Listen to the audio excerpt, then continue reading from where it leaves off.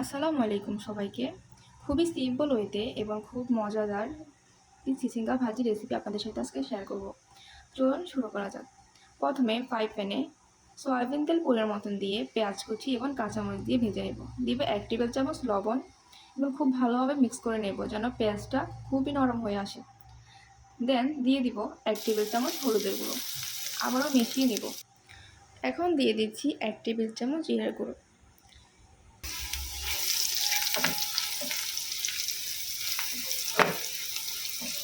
আবারও ভালো মতো নেড়ে চেড়ে মিশিয়ে নেব।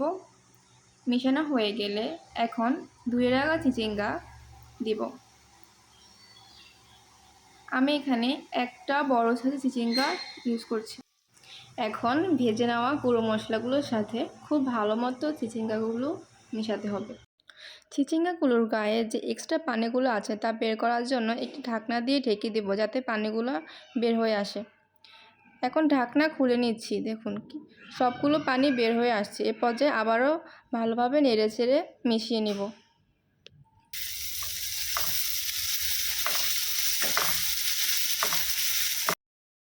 যখন চিচিঙ্গাগুলো এমন লালচে ভাব হয়ে আসবে এ পর্যায়ে আমি চিচিঙ্গাগুলোর মাঝখানে একটি ফাঁকা জায়গা করে নেব। দেন আগে থেকে ফেটে রাখানো একটি ডিম এখানে ঢেলে দিব। এর মূল স্বাদ কিন্তু এখানেই লুকিয়ে আছে। চিচিঙ্গাগুলো মজাদার করার জন্য এই ডিমটাই মূল বিষয়। এখন ডিমটাকে খুব ভালো মতো মিক্স করে নেব চিচিঙ্গার সাথে।